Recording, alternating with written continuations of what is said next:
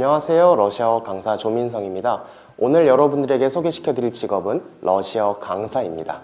우선 러시아어 강사라는 직업을 하기 위해서는 어떠한 흥미가 필요하고 어떠한 요구 조건이 필요한가, 그리고 그 이후에는 러시아어 강사를 하게 될 경우에 어떠한 이점이 있는가에 대해서 알아보도록 하겠습니다. 외국어 강사란 외국어를 전문으로 하여서 가르치는 강사를 이야기합니다. 여기서 말하는 외국어에는 영어뿐만 아니라 러시아어나 혹은 일본어나 프랑스어 같은 다른 국가들의 언어를 얘기하는 것이고요. 그래서 러시아어 강사가 되기 위해서는 무엇보다도 중요한 것은 높은 탐구 능력입니다.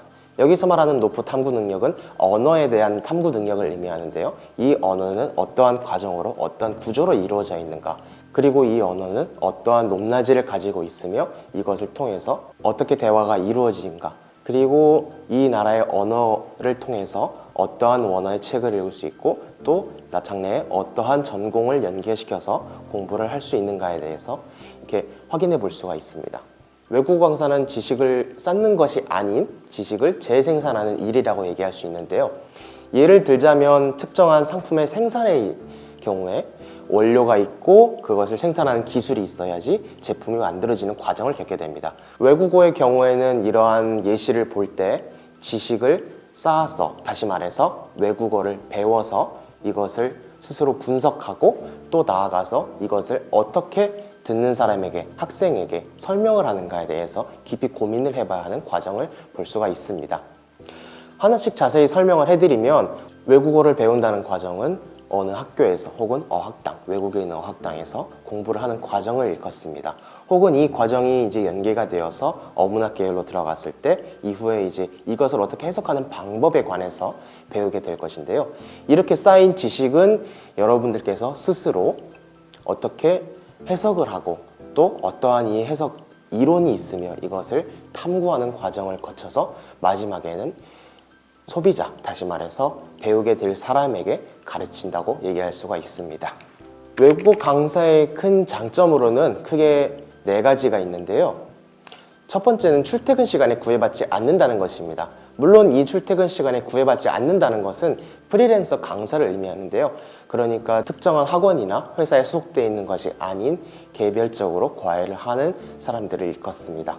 이렇게 돼서 개별적으로 과외를 하게 될 경우 각 학생과 그리고 배우게 될 사람들과 일정을 조절하여서 출퇴근 시간에 크게 구애받지 않는다는 장점이 있고요.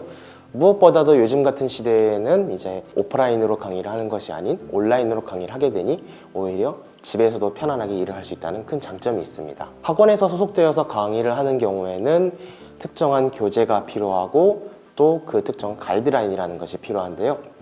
이 가이드라인에 맞춰서 하기 때문에 난이도는 그만큼 낮아지지만 본인이 하고 싶은 방향대로 가르치는 것에 대해서 흥미가 있을 경우에는 개인 과외를 선택하는 경우가 훨씬 많습니다. 그리고 두 번째는 자료 제작입니다. 자료 제작의 경우에는 저 같은 개인 과외를 진행하는 분들에게 가장 필요한 것이라고 할 수 있는데요. 우선 자료를 제작하려면 인터넷에 있는 혹은 자신이 보거나 듣거나 경험한 것들을 기반으로 하여서 자료를 만듭니다. 물론 외국어의 경우에는 기본적인 문법 구조가 있기 때문에 이 구조에 대한 자료는 기본적으로 외국어에 관련된 책에서 우선 찾아볼 수가 있고요. 이후에 진행하게 될 러시아어뿐만이 아니라 본인이 러시아 문화나 러시아 현대사나 혹은 근현대사나 그리고 러시아 도시나 혹은 이러한 것들에 관해서 설명을 하게 될 경우에는 본인이 직접 자료를 찾아봐야 될 수도 있습니다. 제가 외국어 강사를 선택하게 된 가장 큰 요인은 가르치는 것에 대한 흥미라고 이야기할 수 있습니다. 여기서 말하는 가르치는 것에 대한 흥미는 단순히 말을 한다, 그러니까 내가 무슨 말을 하고 싶어서 이렇게 하는 것이 아니라 내가 했을 때 그 말이 상대에게 쉽게 이해가 된다, 이것에 초점을 더 맞춘다고 할 수가 있는데요. 좋은 강사를 구분할 수 있는 가장 큰 요인은 바로 이것입니다. 강사가 하고 싶은 말만 하느냐, 아니면은 강사가 말을 할 때 강사가 한 말이 나에게 쉽게 이해가 되느냐, 이것으로 크게 볼 수가 있습니다.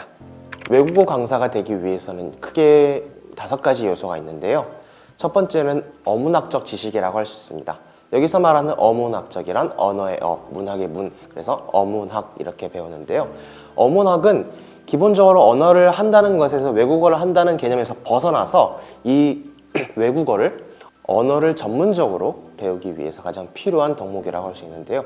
이 어문학을 통해서 우리는 의문론이라든가 기본적인 문법이라든가 혹은 통사론 같은, 그리고 이 통사론 이외의 다른 것들에 대해서 배우게 될 것이고, 이 과정을 모두 거치게 되면 우리는 그 언어를 하나의 학문으로서 이해한다고 보면 될 것 같습니다. 그 다음으로 봐야 할 것이 해당 국가의 역사 혹은 문화라고 할 수 있습니다. 무엇보다도 러시아어는 시대에 따라서 크게 변화된 과정이 있기 때문에 이 러시아 역사를 빼고 러시아어를 가르친다는 것은 무리가 있을 수밖에 없습니다. 더욱이 배우고자 하는 학생이 나는 러시아만 배우고 싶은 것이 아니야, 나는 러시아 역사도 배우고 싶고 난 러시아 문화도 배우고 싶어 라고 이렇게 요구할 수 있는 모든 가능성이 대비해야 할 필요성이 있기 때문에 러시아 역사라든가 러시아 문화에 관한 자료도 만드는 것이 권장됩니다. 문화적 지식에는 크게 의식주가 포함이 되는데요. 그래서 러시아 의상, 러시아 전통 의상, 그리고 이 의상이 어떤 과정을 통해서 만들어졌는가를 볼 수 있고, 식문화, 그래서 무엇을 먹고 이것을 왜 먹는지, 어떠한 기후적 요인이나 혹은 전통의 요인이 있는지에 대해서 자세히 알아볼 수 있고요. 그리고 거주 문화에 관해서도 알아볼 수 있는데요. 특히나 모스크바, 상트페테르부르크, 그리고 한국과 가까운 블라디보스톡이나 이르쿠츠크의 경우에는 유럽식 건물들이 크게 발달되어 있는데 왜 러시아에는 이러한 유럽식 문화가 건물이 발달되어 있는지, 그리고 이 예술의 특징은 건축 양식이나 혹은 러시아 예술의 특징은 유럽과 어떠한 차이가 있고 공통점이 있는지, 그리고 이 배경에 대해서는 어떠한 것이 있는지에 대해서 볼 수가 있습니다. 직업적 경험을 쌓기 위해서는 국내와 국외 두 가지 선택지가 있는데요. 여기서 말하는 국내는 당연히 한국을 이야기하고 국외의 경우는 러시아의 경우를 이야기합니다. 현재 경우에는 러시아 내에서 이제 러시아어를 배워서 그리고 한국에 돌아오는 경우가 훨씬 많은데요. 러시아 대학교에서 어문학을 전공하든지 이러한 차이가 있습니다. 대한민국 대학교에서는, 한국에 있는 대학교에서는 노원 어문학과에서 이러한 과정을 배울 수 있고, 러시아 대학교 내에서는 러시아어 어문학부에 들어가게 되어 이러한 과정을 거치게 됩니다. 현지에서 공부하게 될 경우에는 크게 몇 가지 이점이 있는데요. 우선 모든 생활의 모든 분야에서 러시아어가 요구된다는 것입니다. 가령 러시아에 거주를 했을 때 당연히 러시아의 마트에 가서 러시아 상인과 대화를 나누고, 또한 모든 과정을 러시아어로 진행하기 때문에 기존에 한국에서 배우는 것보다는 러시아어에 많이 노출이 되어 훨씬 더 필요한 러시아어를 배울 수 있는 이점이 있습니다. 특히 어문학을 전공하게 될 경우에는 노원 어문학과보다 훨씬 더 전문적인 과정을 거치게 되는데요. 러시아 대학교의 어문학부에서 러시아어 공부를 하게 될 경우에는 러시아 어문학부의 교수가 이미 이 학생은 러시아어에 대한 기본적인 지식이 갖고 있다, 이렇게 판단을 하여서 좀 더 전문적이고 좀 더 심층적인 연구를 할 수 있도록 지도를 하는 이러한 과정을 볼 수가 있습니다. 그리고 마지막으로 가장 중요한 것이 누구나 이해할 수 있도록 설명이 간단해야 한다는 것입니다. 여기서 말하는 누구나 이해할 수 있다는 것은 방금 전에 말씀드렸던 것과 똑같은데요. 단순히 내가 말을 하고 싶어서 강의를 하는 것이 아니라 학생이 어떻게 더 쉽게 이해할 수 있을까, 그리고 더 빠른 시간 안에 이해할 수 있을까를 좀 더 전문적으로 연구하고 이러한 능력이 필요하다고 얘기할 수 있는 것입니다. 러시아어뿐만 아니라 다른 제2 외국어의 경우에도 마찬가지인데요. 이러한 강사들에게 필요한 흥미와 적성은 크게 5가지로 분류할 수 있습니다. 첫 번째, 언어 능력. 두 번째, 강의 능력. 세 번째, 지식에 대한 해석. 네 번째, 배경 지식. 그리고 마지막으로 회화 기술이라고 이야기할 수 있습니다. 물론 이 5가지 요소가 전부 중요하긴 합니다만, 그럼에도 불구하고 가장 중요한 것을 따지기 위해서는 강의 능력이라고 이야기할 수 있는데요. 본인이 외국어를 잘한다는 개념은 사실 충분히 누구나 할 수 있는 것이지만 이것을 가르치는 것은 생각보다 어려운 일입니다. 자신이 잘 알고 있다고 해서 이것을 잘 설명하는 게 아니듯이 강의 능력은 다른 것보다 가장 필요한 요소라고 할 수가 있는데요. 여기서 말하는 강의 능력이란 듣는 학생이 피곤하다든가 혹은 강사가 말하는 것이 학생에게 이해가 되지 않는다든가 이러한 문제점을, 이러한 가능성을 고려해서 강의를 하는 것이 중요하다고 할 수가 있습니다. 그 다음으로 중요한 것이 언어 능력인데요. 강의를 잘 가르친다고 해서 이것이 학생에게 쉽게 이해가 되지는 않습니다. 그렇기 때문에 무엇보다도 언어 능력이라는 것이 강의 기술 다음으로 필요하다고 얘기할 수가 있고요. 그 다음으로 중요한 것이 회화 기술이라고 할 수 있는데요. 자, 이 선생님이 러시아어도 잘해요. 그리고 강의도 잘해요. 근데 발음이 영 되지 않아서 이 발음대로 강의를 받았더니 원어민하고 대화를 하는 과정에서 원어민이 이렇게 얘기합니다. 선생님, 발음이 이해가 잘 안 돼요.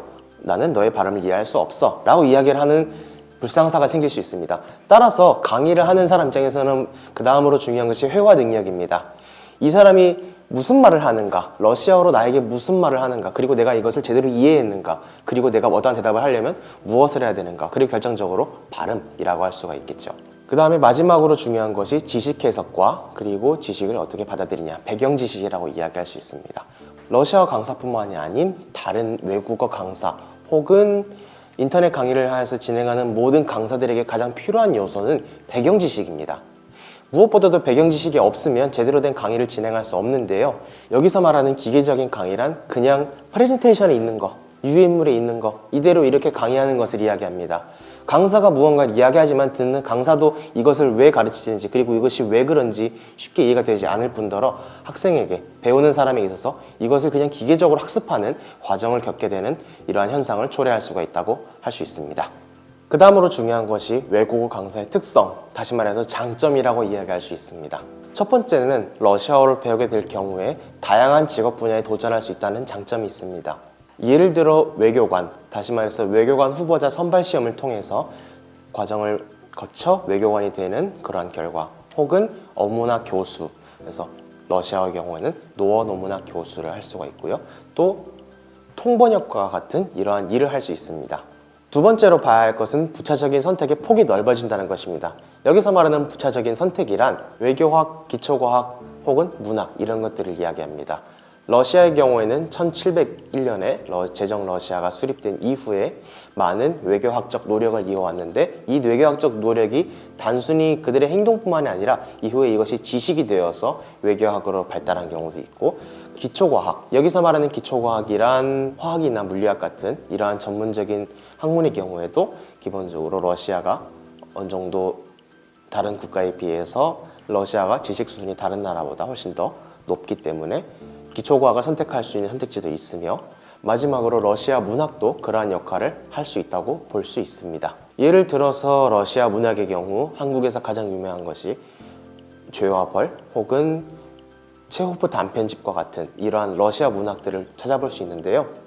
따라서 러시아어를 배우게 된다면 이러한 문학을 좀 더 전문적으로 배울 수 있는 기회가 생긴다고 할 수가 있습니다. 세 번째로 러시아어는 다양한 외국어 구사자, 여기서는 러시아어 구사자들과 만날 기회가 생기는 가능성을 열어줍니다.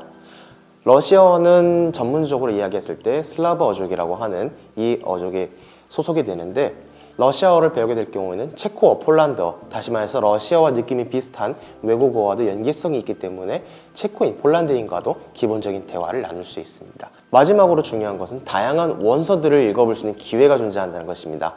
이것은 러시아어뿐만이 아니라 다른 외국어의 경우도 해당이 되는지라, 영어를 배우면 영어 원서를 읽어볼 수 있는 넓은 기회를 가지고, 프랑스어를 배우게 될 경우는 프랑스 문학을 원서로 읽어볼 수 있는 기회를 가지게 될 것입니다. 러시아의 경우에는 이러한 원서의 대표적인 예시가 니콜라이 고골이나 혹은 도스토옙스키, 그리고 이 원서를 벗어나서 차이코프스키의 발레나 오페라 혹은 오케스트라 공연, 좀 더 넘어가서는 예술 분야에서는 에이젠슈타인 감독의 영화, 이러한 것들을 좀 더 전문적으로 우리가 배울 수 있고, 또 원서를 통해서 이 사람이 무슨 말을 하고 싶은지, 이 사람이 어떠한 의도를 가지고 이렇게 서술을 했고 표현을 했고, 이것을 좀 더 알아볼 수 있는 기회가 생깁니다.